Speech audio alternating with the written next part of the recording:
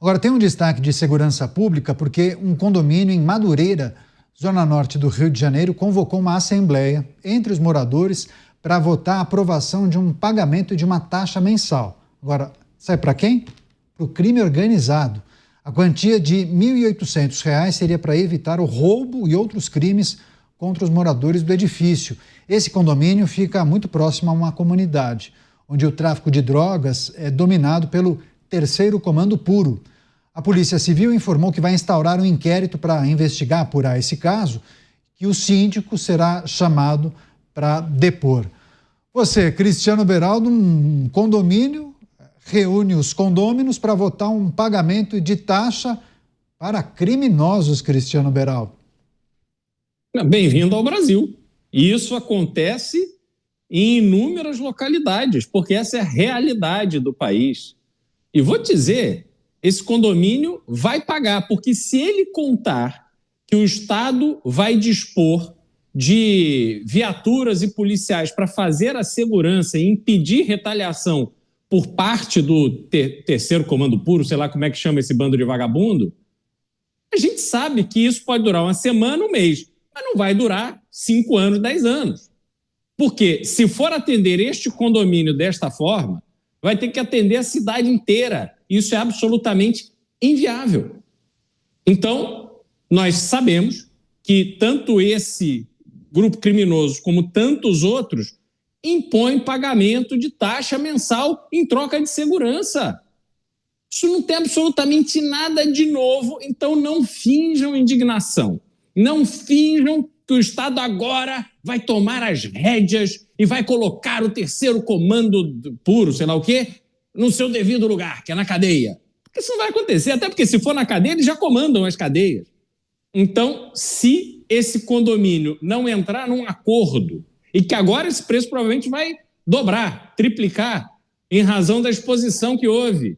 Se não entrarem num acordo, não terão paz. As pessoas de bem que compraram imóveis nesse condomínio, acreditando que estavam investindo o seu dinheiro numa cidade, no estado, num país sério que combate o crime, essas pessoas devem sair de lá, inclusive, já vendam e vão morar em outro lugar, porque é impossível de resolver este problema, essa situação dentro da legalidade.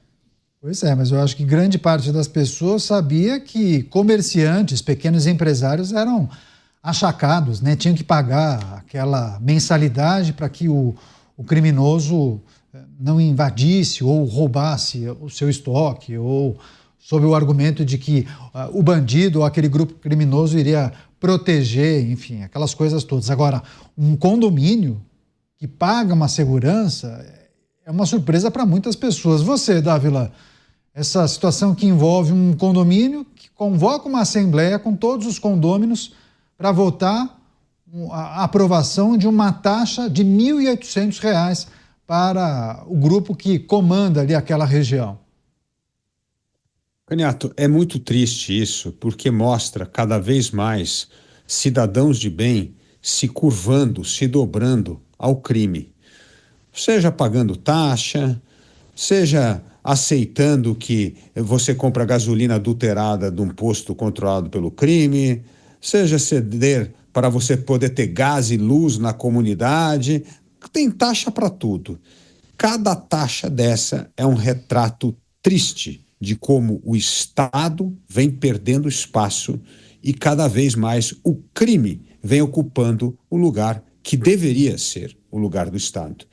Isto é uma prova cabal que o Brasil caminha a passos largos a se tornar um narco-estado. O Mota do Rio de Janeiro talvez tenha, inclusive, informações adicionais a respeito desse tipo de atuação desses grupos criminosos. A gente já ouviu, noticiou aqui várias vezes, mas em relação a comerciantes, né, Mota? O dono do açougue, a cabeleireira que tem um pequeno salão lá na comunidade. Agora, um condomínio que convoca todos os condôminos para aprovar uma taxa, a taxa de segurança do crime organizado, isso, pelo menos, eu não me lembro de ter visto, Mota.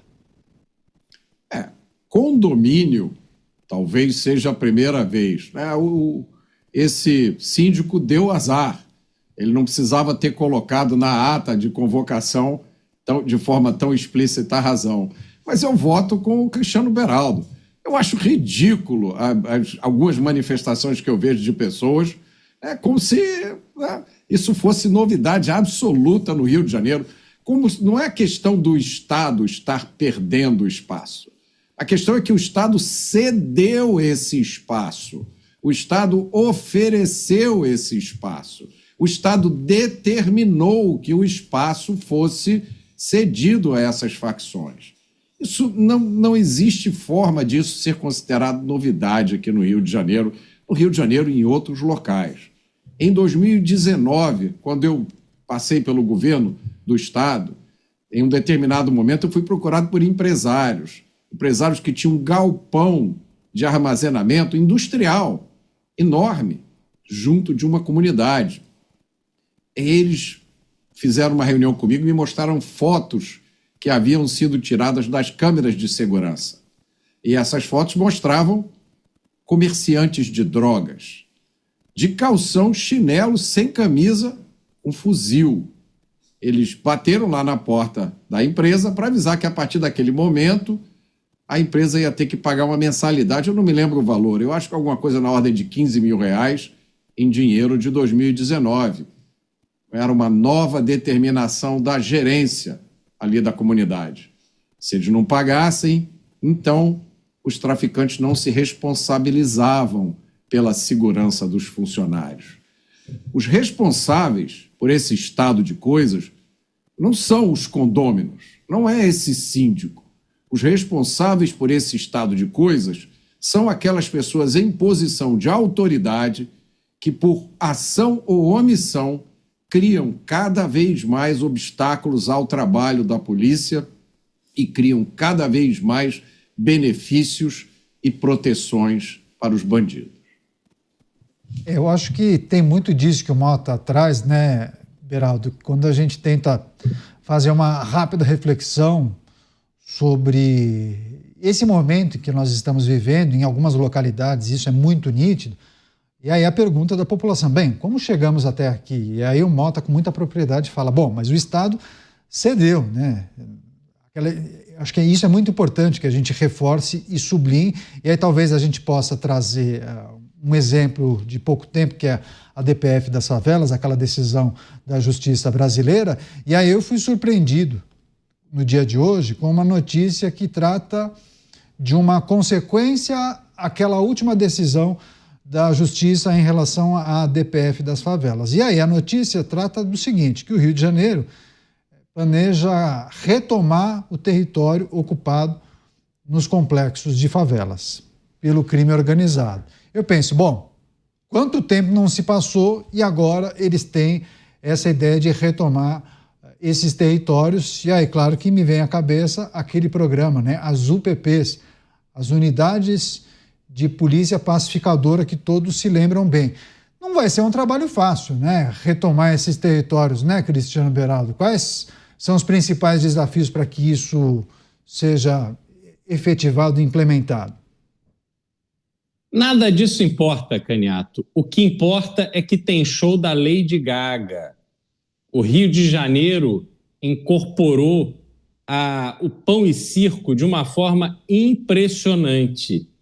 É assustador ver quanta gente fica aplaudindo a administração do Rio de Janeiro porque tem show da Madonna, show da Lady Gaga, show do não sei o quê. Aí você vai perguntar para os cariocas, mas o Rio de Janeiro é o melhor lugar do mundo, é uma maravilha, mas eu amo o Rio de Janeiro. É o famoso tá ruim, mas tá bom. O Rio de Janeiro simboliza isso. E o ponto concreto é que, quando houve a operação das UPPs, das Unidades de Polícia Pacificadora, que consistia, o Mota vai falar disso com muito mais propriedade do que eu, consistia em ocupar os territórios das favelas e os bandidos, eles iam embora. Parecia que os bandidos eles saíam dali, quando era anunciado que teria a ocupação da UPP, os bandidos saíam dali, iam no Ministério do Trabalho, pediam uma carteira de trabalho e no dia seguinte iam procurar emprego na economia formal. Porque o problema em si continuava existindo. A única coisa é que aquela quadrilha de marginais, ao invés de atuar naquele morro específico, eles iam fazer os seus negócios em outro lugar, iam se reunir em outro lugar. Mas ninguém deixou de comprar cocaína, maconha, êxtase, crack no Rio de Janeiro em razão das UPPs.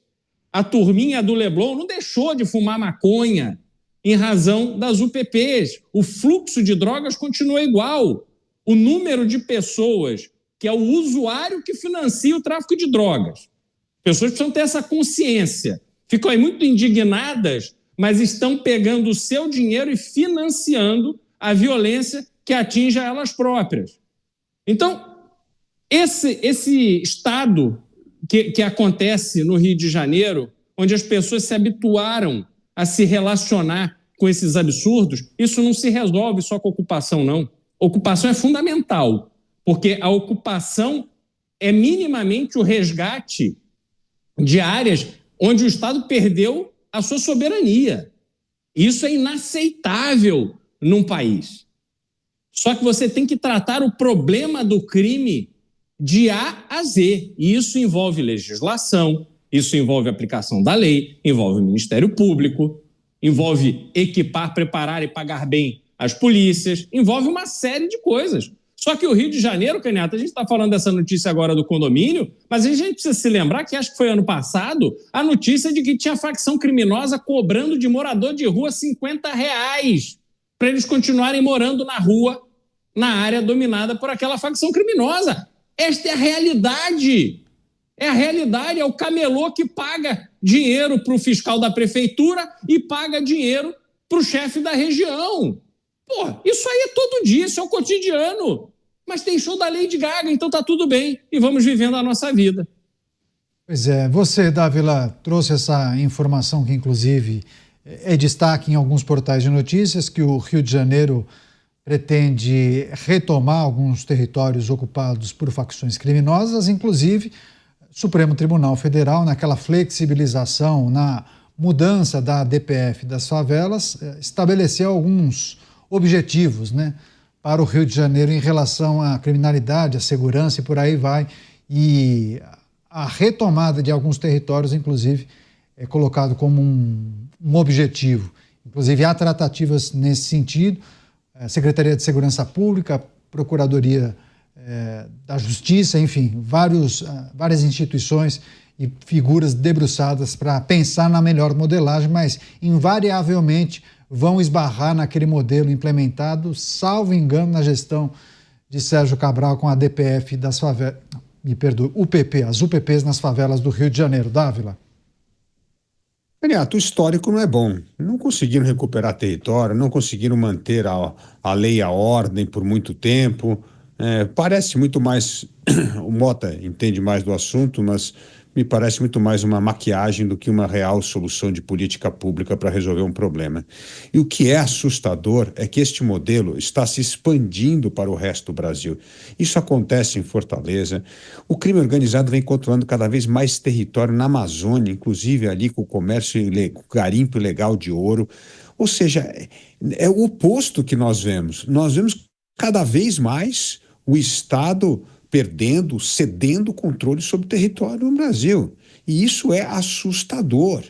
Nós já vimos essa tragédia acontecer em vários outros países, como o caso da Colômbia aqui, né? Que a Farc chegou a controlar 1/3 do território do país.